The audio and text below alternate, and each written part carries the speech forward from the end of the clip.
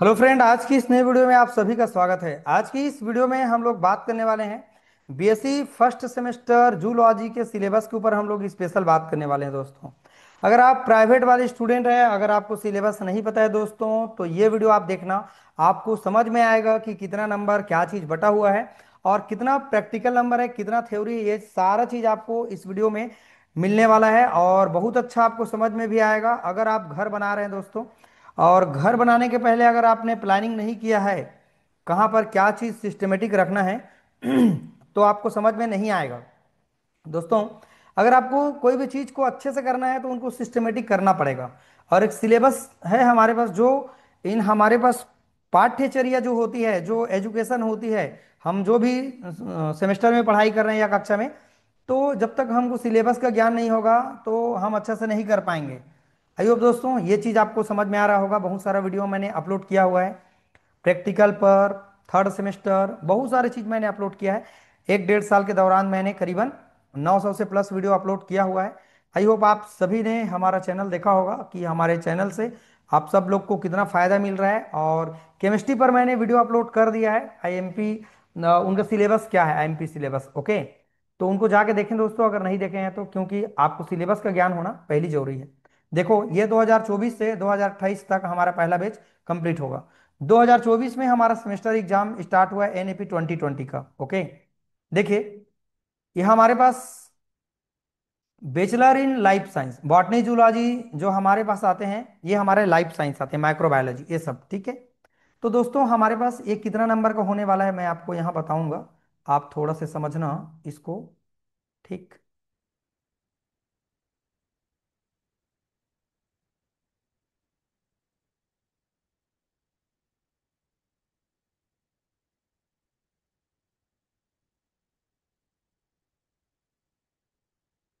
चलिए देखते हैं हमारे पास जो इनका टोटल नंबर कितना है। 100 नंबर का टोटल होना है, आप देख पा रहे हैं सभी लोग।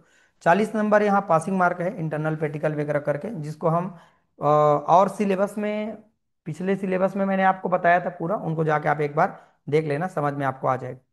देखो, सबसे पहले ये नंबर का क्रिटेरिया देखो आप सभी लोग, ठीक है। टोटल हमको देखने के लिए ये मिल रहा है यहाँ 4 यूनिट, ओके। अलग अलग यहाँ पर चैप्टर आपको देखने के लिए मिलेगा। ये 4 यूनिट है हमारे पास, और यहाँ पर है इसका प्रैक्टिकल वाला पार्ट है ये, है ना। हाँ, ये आपका प्रैक्टिकल वाला पार्ट है, 50 नंबर का, ठीक। और ये टोटल नंबर डिवाइड हुआ, चलिए इसी को हम लोग पहले समझते हैं। सबसे पहले ये नंबर कैसे डिवाइड हुए हैं इसी को हम लोग पहले समझ लेते हैं, ठीक है। बाकी हमको सब चीज़ समझ में आ जाएगा, एक ही चीज़ है, कहीं से भी समझे।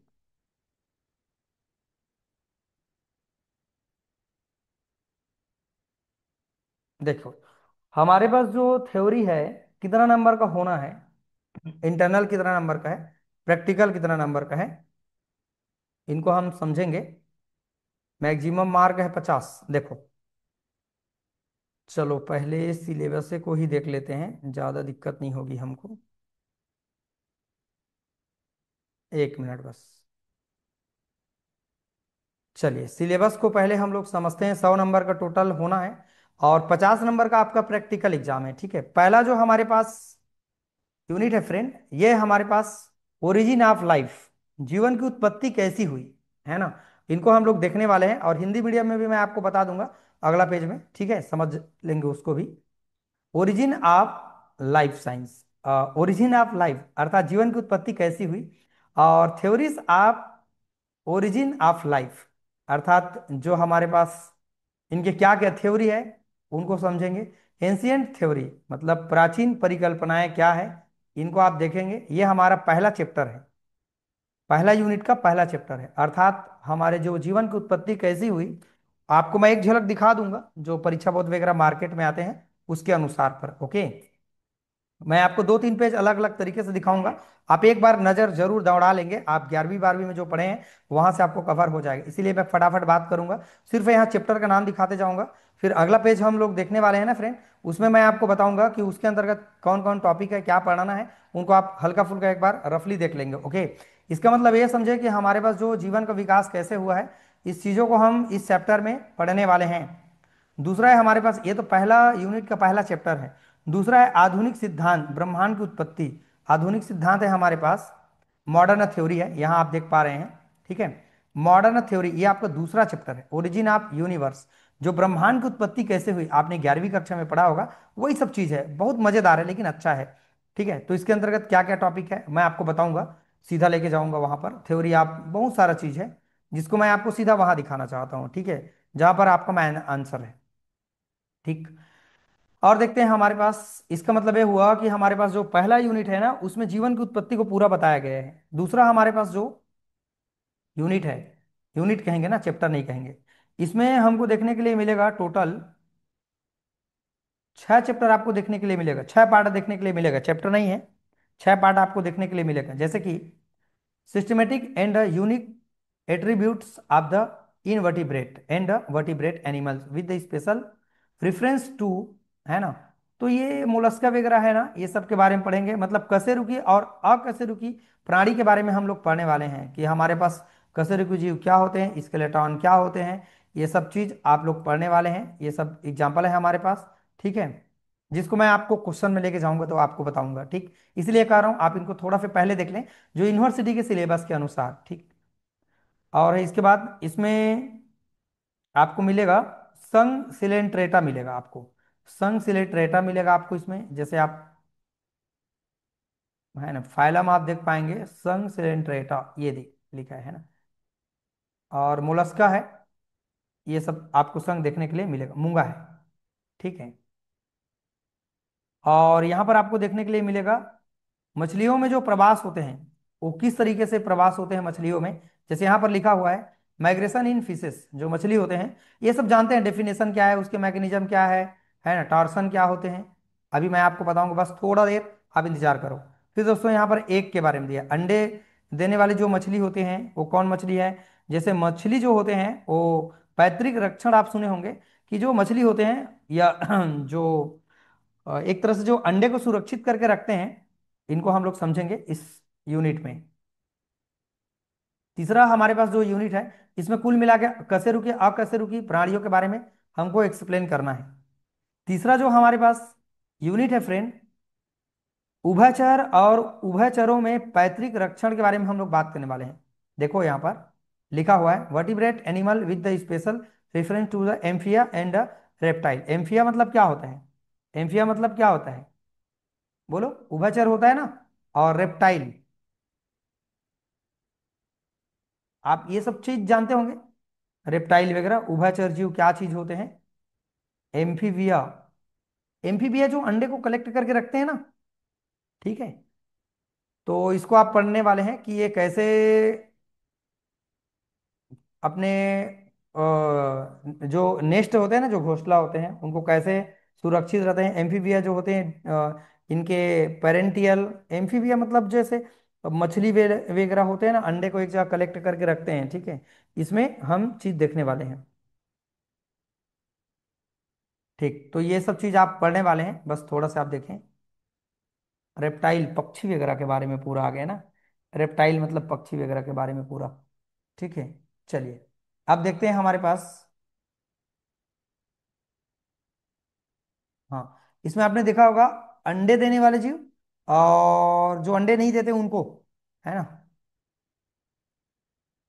पांचवा, चौथा हमारे पास जो यूनिट है दोस्तों, इसमें पक्षी के बारे में है पूरा, ये बर्ड के बारे में, यहाँ मैं मेन हेडिंग को बता रहा हूँ ना। ये जो पक्षी होते हैं ना, कुछ पक्षी एडेप्टेशन कैसे होते हैं उड़ने के लिए, माइग्रेशन क्यों करते हैं पक्षी। ठीक है, और इसके मार्फोलॉजी, आकार क्या होते हैं, इनके करेक्टर क्या होते हैं। ठीक, डिस्कस करेंगे पक्षी के बारे में। ये सब चीज यहाँ पर दिए हुए हैं, राइट ना। और यहाँ पर एग, अंडा देने वाले जो मैमल्स होते हैं ना, उसके बारे में, आर्केडियो। हम्म, अच्छा अच्छा, अंडा देने वाली स्तनधारी है ना, लास्ट में देखो मैमल्स लिखा होगा ना। हाँ, ये देखो मैमल्स। ठीक है, तो ये मैमल्स स्तनधारी होते हैं, मैमल्स मतलब स्तनधारी, जो सीधे बच्चे पैदा करते हैं, आप सब जानते हैं ना, स्तनधारी। और जो बच्चे पैदा करते हैं उसको स्तनधारी करते हैं, अंडे पैदा करने वाले भी जीव होते हैं। तो दोस्तों ये हमारे पास क्या क्या है, मोस्टली आपने इस सिलेबस के अनुसार देखा, जो यूनिवर्सिटी का है। जीवन की उत्पत्ति कैसे हुई, और सिस्टमेटिक आपका ये संघ के बारे में है पूरा, उनके लक्षण वगैरह दुनिया भर को आप पढ़ेंगे। और ये है हमारे पास एम्फीबिया वगैरह जो प्राणी होते हैं, अंडे देने वाले जीव और बच्चे पैदा करने वाले जीव, ये सब के बारे में, स्नेक के बारे में भी है। यहाँ कुछ सर्प के बारे में भी डिस्कस करेंगे। चौथा यूनिट है आपके पूरे पक्षी के बारे में, अर्थात एक बात समझ में आ गया, एम्फीबिया वाला पूरा चैप्टर है, ये बर्ड वाला पूरा चैप्टर है, ये हमारा संघ वाला है मोलस्का वगैरह के बारे में, लास्ट है ओरिजिन, कैसे हुए जीवन का विकास, इनके बारे में दिया हुआ है। चलिए दोस्तों, अब हम लोग समझते हैं इसके बाद। अच्छा चलिए, मैं इसके नंबर के पार्ट को आपको थोड़ा सा फटाफट बताता हूँ। 100 नंबर का होना है। 30 नंबर आपका इंटरनल एग्जाम में रखा गया है, और 70 नंबर का आपका मेन एग्जाम है। जैसे केमिस्ट्री में भी मैंने आपको समझाया था, 20 नंबर के इंटरनल एग्जाम होगा लिखित में, और 2 बार होगा, कह रहा है 20 + 20 मतलब 2 बार होना है ना। और 2 बार होगा, जिसमें ज़्यादा नंबर आएगा उसी को हम देंगे, ऐसा कह रहा है ना। 20 नंबर का इंटरनल एग्जाम और 10 नंबर का आपका असाइनमेंट या सेमिनार, कुल मिला के ये 30 नंबर हो गया, ठीक है। अब ये 30 नंबर तो हो गया, अब जो 50 नंबर 70 नंबर का जो एग्जाम होगा वो कैसे होगा, एक एक नंबर का 10 क्वेश्चन आएगा। आप फर्स्ट सेमेस्टर जो दिला चुके हैं बच्चे, उनका क्वेश्चन पेपर आप सभी लोग देख लेना। और यहाँ पर 5 × 4 है, मतलब 4 4 नंबर का 5 क्वेश्चन रहेगा। 20 नंबर ये हो गया, 20 और 10 30, और 10 10 नंबर का 4 क्वेश्चन आएगा, 40 नंबर ये हो गया। हो सकता है कई क्वेश्चन में दो दो ठोको डाल के दे देगा, 5 5 नंबर, लेकिन उसमें उसी के पार्ट में रहेगा, राइट ना। तो कुल मिला के ये दो दो पेज लिख करके एक एक आंसर हमारा ये खत्म होगा, एक एक पेज ये 5 5 नंबर का क्वेश्चन, एक एक पेज में आराम से 4 4 नंबर का क्वेश्चन आ जाएगा, ओके। कुल मिला के ये 40, 40 और 20 60, 60 और 10 70, 70 और 30 100 नंबर। प्रैक्टिकल का भी भाग है, थोड़ा सा आप देख लो, लेब वाला कोर्स है यहाँ पर। 50 नंबर का होना है, पासिंग मार्क 20 नंबर है आपका। बहुत अच्छा सिलेबस है, लेकिन पता है आप सभी लोगों को, देखो, study of origin of life through the chart and model के थ्रू समझाना है, ये सब चीज आपका यहाँ पर लिखा हुआ है, फील्ड करके ट्रेनिंग एक्सपेरिमेंटल, ये सब चीज आप जब आपके टीचर बताएंगे तो आप समझ जाएंगे, कोई चीज नहीं है, आप देख सकते हैं यहाँ पर। इतना तो है नहीं कि आपको समझ में नहीं आएगा, आ जाएगा आराम से। यहाँ मैं नंबर का डिस्ट्रीब्यूशन को बताने वाला था। अच्छा ये देखिए, 50 नंबर पहले एग्जाम ईयरली होता था ना, तो पूरा 50 नंबर आपका लेता था पेपर, है ना। लेकिन दोस्तों हुआ क्या कि जैसे सेमेस्टर हुआ ना, तो ये चेंज हो गया, थोड़ा सा रहने को 50 नंबर ही है, बट फर्क एक चीज का है कि 15 नंबर का आपका इंटरनल एग्जाम होगा, ठीक है। नहीं, 10 नंबर का आपको इंटरनल एग्जाम होगा, और 5 नंबर का असाइनमेंट और सेमिनार, असाइनमेंट प्लस सेमिनार, या सेमिनार भी दे सकते हैं अटेंडेंस वगैरह करके, मतलब असाइनमेंट देना है या सेमिनार देना है, और प्लस अटेंडेंस, ये 5 नंबर के। 10 नंबर के इंटरनल एग्जाम, वही आपका थ्योरी प्रैक्टिकल का ना, और प्रैक्टिकल का ना ध्यान रखना, वो तो थ्योरी का मैंने समझा दिया ऊपर में।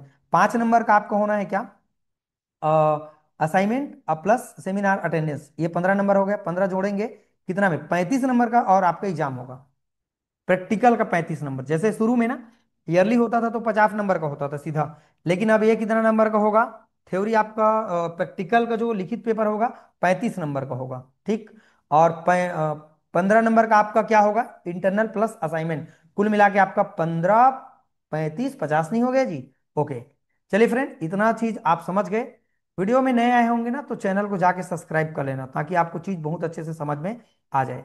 चलिए फ्रेंड, और मैं कुछ चीजों को, तो फ्रेंड अब हम लोग समझते हैं कि हमारे पास जो जंतु विज्ञान की जो ये चैप्टर है, इनको हिंदी में कैसे समझे, एक बार मैं आपको हल्का फुल्का दिखाता हूँ। जीवन की उत्पत्ति प्राचीन परिकल्पना है, आधुनिक सिद्धांत ब्रह्मांड की उत्पत्ति है, आ कैसे रुकी के बारे में पढ़ना है दूसरा यूनिट में, नामकरण पढ़ेंगे, संघ सिलेंट्रेटा और कोरल्स अथवा मूंगा के बारे में पढ़ेंगे, संघ मोलस्का, मोलस्का में टार्सन क्या होते हैं ये पढ़ेंगे, ठीक है। श्रेणी मत्स्य जो पालन होते हैं, मछलियों में प्रवास कैसे होते हैं, मछलियों में पैतृक रक्षण क्या होते हैं, ये चीज आप देखेंगे दूसरा यूनिट में। तीसरा यूनिट में उभयचर जीव क्या होते हैं, उभयचर में पैतृक रक्षण क्या होते हैं, इनको पढ़ेंगे, है ना। उभयचर में जो चिर डिम्भता क्या होती है, इनको पढ़ेंगे आप। सरीसृप जो होते हैं, मतलब सर्प के बारे में पढ़ेंगे, सर्पहीन सर्प क्या होते हैं, ये सब के बारे में पढ़ेंगे। चौथा जो इकाई है, पक्षी क्या है पक्षी क्या है, ऐसा सवाल तो नहीं है, पक्षी के बारे में डिस्कस करेंगे, उड़ने वाले असमर्थ पक्षी क्या है, ये सब चीज के बारे में हम पढ़ेंगे। लास्ट देखिए मजेदार है, स्तनधारी, ये सब के बारे में आप सभी लोग पढ़ने वाले हैं। और मैं आप सभी लोग को दिखाता हूँ दोस्तों, यूनिट वाइज कैसे प्रश्न बन रहे हैं हमारे पास, बहुत अच्छा से समझेंगे। सामने आप फ्रंट पेज को देख लीजिएगा, उसके बाद मैं आपको हर पेज को थोड़ा थोड़ा दिखाऊंगा, ताकि आप चित्र से परिचित हो जाएं कि अभी तक हमने ऐसे चीज को 11 12 क्लास में पढ़ा है, देखा है कि नहीं देखा है। मैक्सिमम चीज 11 क्लास का है जिसको आप बहुत अच्छे से समझ सकते हैं। पृथ्वी पर जीवन के विकास को समझाएं, है ना, क्या होते हैं बायोजेनेसिस के सिद्धांत क्या है, बिग बैंग सिद्धांत क्या है, ये सब प्रश्न है। नेबुलर परिकल्पना क्या होते हैं, आदिम पृथ्वी पर वायुमंडल और ऊर्जा का स्रोत का वर्णन करें, ये सब चीज के बारे में दिया हुआ है। प्रश्न को आप एक बार देख सकते हैं दोस्तों, लंबा मत हो जाए वीडियो करके, आप सबके लिए मैं थोड़ा सा इसको भगा के बता रहा हूँ, थोड़ा स्पीड बढ़ा के, ताकि आप वीडियो को थोड़ा देख करके पढ़ सकते हैं। दूसरा है जिसमें मैंने आप सभी लोग को बात किया था संघ के बारे में, हम पढ़ेंगे करके, जैसे संघ सिलेंट्रेटा के लक्षण है, मोलस्का के लक्षण है, और मछलियों के लक्षण क्या है, अकशेरुक कशेरुक में अंतर क्या है। दोस्तों सिंपल एक चीज है, जिसमें हड्डी पाए जाते हैं वो आपका कशेरुकी, नहीं पाए जाते वो अकशेरुकी, है ना। ठीक, थोड़ा सा वीडियो को रोक करके आप देख लेना। त्रिनामकरण पद्धति आपने पढ़ा होगा सभी ने, है ना। तो ये कुछ प्रश्न है, हर चैप्टर वाइज यूनिट वाइज आपको मिलेगा। जैसे आप यहाँ देख पा रहे हैं, कोरल क्या होते हैं, मोलस्का में टार्सन प्रक्रिया क्या है, मछलियों में प्रवास का कारण बताओ। देखिए मछलियों में अपने जान को बचाने के लिए एक प्रवास होती है, भोजन की तलाश में प्रवास होती है, और बच्चे पैदा करने के लिए भी प्रवास होती है, और अनुकूलित करने के लिए अपने आप को, जैसे ठंडी प्रदेश में रहने वाले जीव गर्मी की ओर जाना चाहते हैं, गर्मी से ठंडी की ओर, राइट ना, मतलब वातावरण के अनुसार। तो ये प्रवास होते हैं। तीसरा यूनिट है, आप एम्फीबिया के बारे में पढ़े होंगे। एम्फीबिया ये सब विषैले और विषहीन सर्प के बारे में डिस्कस करे होंगे, ठीक। एम्फीबिया का वर्गीकरण क्या है, सर्पों में जो दंश करने की विधि क्या होती है, दंशन मतलब डसते हैं ना, उनके बारे में, ठीक। चौथा है हमारे पास पक्षियों के लक्षण लिखना है, वर्ग स्तनियों के लक्षण लिखना है, और पक्षियों में प्रवास माइग्रेशन, मछलियों में प्रवास होता है वैसे यहाँ पर भी प्रवास होता है, माइग्रेशन, ओके। नीली व्हेल मछली डाल्फिन विशिष्ट लक्षण लिखना है। चलिए मैं आपको ना अंदर को थोड़ा से चेक कराता हूँ, ठीक है। चलो थोड़ा सा मैं आप लोगों को बताने की कोशिश कर रहा हूँ, देखना। ऐसा आपने देखा होगा, पृथ्वी पर जीवन के विकास को समझाएं, ये देखिए कितना बड़ा बड़ा आपको उत्तर मिलेगा, बहुत अच्छा है। आप एक बार देखें तो पहले बहुत अच्छा लगेगा। अगर आप क्लास इसका चाहते हैं तो आप मुझे बताएं, आपने कभी ऐसा चित्र देखा होगा, कौन से क्लास में, 11 क्लास में है ये, नो डाउट। हम सभी ने पढ़ा होगा लुईस पास्चर का सिद्धांत, ठीक है। ये देखिए जीव ऑटोमेटिक उत्पन्न हो गए ना बैक्टीरिया से, यहाँ पर हम, आप ये पढ़े ना, थोड़ा सा देख लीजिए। और देखिए बिग बैंग सिद्धांत क्या है, आप थोड़ा सा देख सकते हैं, ये देखिए, ठीक है। पहले तो वातावरण एकदम खुला था ना, कुछ भी नहीं था। नेबुलर परिकल्पना क्या है, सभी इंपॉर्टेंट प्रश्न है। 96 पेज का है सिर्फ जूलॉजी, सबसे छोटा सिलेबस तो जूलॉजी, ठीक। जैसे ये देखिए शुरू में कुछ नहीं था, धीरे धीरे विकास होता गया, अणु मिलते गए, वाटर, ये सब चीज बनते गए। ये देखिए, ये सब इसका आंसर है, देख सकते हैं आप। परपोषी, विषमपोषी, ये सभी चीज आपने पढ़ा होगा, नो डाउट। हाँ ये देखिए, ये तो कोशिका के बारे में आ गए ना, डीएनए आरएनए का, ये सब कोशिका के बारे में, ठीक। ये प्रश्न आ गया फिर इसका। एक यूनिट आपका हो गया, एक यूनिट। दूसरा है संघ सिलिंड्रेटा के लक्षण लिखो, ये सब लक्षण है देख लो तो पहले है एक बार, इसका निश्चित आकार निश्चित होता है शरीर का, ये वो ऐसा पूरा, बहुत अच्छा है, ठीक। मैं आपको सिर्फ दिखा रहा हूं बस, सिलेबस तो मैंने आपको पढ़ा दिया, बता दिया किसके बारे में डिस्कस करना है, लेकिन आप इसके अंदर में थोड़ा एक बार एक झलक आप देखना चाहते हैं तो दे सकते हैं। मेरा मतलब ऐसा है, थोड़ा से छोटा करता हूँ वीडियो को ताकि आपको पढ़ने में दिक्कत ना हो। फिर इसका नामकरण है, प्राणी नामकरण की, इंटरनेशनल नामकरण, ठीक है। द्वि नामकरण पद्धति, हर व्यक्ति का, हर जीव को दो नाम होना चाहिए, है ना, एक तो जाति और एक तो वंश, इसको आपने पूरा पढ़ा है। त्रिनामकरण पद्धति है, ये देखिए, पहले जगत को लिखा जाता है, फिर संघ, फिर वर्ग, फिर गण, कुल, वंश, जाति, पहला नाम जाति, दूसरा है इसका वंश, ऐसे करके नामकरण पद्धति आप सबने पढ़ा होगा। कोरल क्या है, ये सब चीज, ठीक है। पूरा 11वीं का भाई बायोलॉजी दे दिया है भाई एकदम, लेकिन उस टाइम माइंड करके कोई नहीं पढ़े रहते हैं, कॉलेज में वही सब चीज हम लोग पढ़ने लगते हैं। मछलियों में प्रवास, ये देखिए, देखो क्या कर रहा है, प्राणियों का एक निश्चित समय या ऋतु में एक स्थान से दूसरे स्थान में स्थानांतरित होना प्रवास कहलाता है। ये देखिए आप देख सकते हैं, कारण इसका लिखा हुआ है, माइग्रेशन कहते हैं इंग्लिश में, ठीक। ये सब चीज है। ये पीडीएफ आप मुझे व्हाट्सअप करेंगे, मुझे 8818867195 पर, तो मैं आपको पीडीएफ दे दूंगा अगर आपको चाहिए रहेगा तो किसी को, ठीक। इतना आपको मदद मिल, ये पूरा गण वगैरह रटते रटते आप परेशान हो जाएंगे। लक्षण है, धीरे धीरे करके पढ़ लेंगे। चलो अब हम लोग देखते हैं तीसरा यूनिट क्या है। पूरा इसमें है एम्फीबिया के बारे में। इसकी त्वचा ग्रंथिल तथा नम होती है। शरीर के तापमान परिवर्तित होते रहते हैं, घटता बढ़ता रहता है ना। और नेत्र पर चलायमान पलकें पाई जाती है। और हृदय में 3 कक्ष पाए जाते हैं। ये सब इसके लक्षण है। जैसे आपको ये देखिए, ये देखिए, ये देखिए, ऐसा आपने देखा होगा चित्र 11वीं क्लास में। देखिए, ये देखो, माता पिता के द्वारा सीधा लालन पालन करना, ये सब चीज। थोड़ा सा मैं रोक देता हूँ, देखो तो बड़ा अच्छा एकदम मस्त लगता है, ठीक है। इसी को कहते हैं एम्फीबिया में पैतृक लक्षण। उत्तर है इसका। इसको कहते हैं पेरेंटियल केयर। ये देखिए, ये देखिए, ऐसा देखें कि आप लोग ऐसा देखे होंगे लार्वा। ठीक। अब इस सांप के बारे में दिया है पूरा। अच्छा है। डायग्राम कुछ को बनाना पड़ता है। भारत में पाए जाने वाले विषैले सर्प कोबरा वगैरह है। ये है। ये कैसे डंक मारते हैं इसको यहाँ पर दिया गया है। थोड़ा से आप रोक के पढ़ सकते हैं। क्लियर। ये देखो, ये सब ज्यादा रटना नहीं है, ये सबको ये सब नहीं आता है पेपर ऊपर में ज्यादा। एकदम लास्ट और दिखा देते हैं हम आपको। ये वर्ग पक्षी में लक्षणों की व्याख्या कीजिए, ठीक है। जो पक्षी होते हैं वो सब में आकारिकीय अनुकूलन, ठीक है। ये सब चीज दिया हुआ है, आहार नाल वगैरह ये सब के बारे में। प्रवास के प्रकार। कौन सा पक्षी उड़ नहीं सकता? अच्छा, ये देखो, पेंगुइन का विवरण दो। ऐसे ही दिया हुआ है, ठीक है। आईएमपी को, ये सुतुर मुर्गा आप तो जानते होंगे। एक बार आपको दिखा दिया तो अच्छा लग रहा होगा ना। ये देखिए कैसे एक जैसे एक दूसरे का कॉपी करते हैं ये सारे लोग, ठीक है। ये तो बहुत जमाने का बात को बता रहे हैं, देखिए। आर्किडियोप्टेरिस रेप्टिलियन। वाह। ये आपको अंडे देने वाली स्तनधारी है, ठीक है। देखिए, एक बार आपको देखने पर ना आपको पता चल गया होगा कि हमारे सिलेबस में क्या क्या है। बस थोड़ा सा और है, बस ये खत्म हो गया, ठीक है। तो यही इसका पार्ट था फ्रेंड। आपको मैंने दिखा दिया कि क्या क्या दिया है। ये 96 पेज का है, 96 पेज का है। आई होप सारे लोगों को मैंने आपको दिखा दिया कि आखिरकार भाई हमको क्या क्या चीज़ पढ़ना है। आप हल्का फुल्का नॉलेज आपको मिल गया होगा। और जैसे आप पढ़ते जाएंगे तो कठिन नहीं है, एकदम इजी है। चलिए फ्रेंड, वीडियो अच्छा लगे तो लाइक कमेंट कर देना।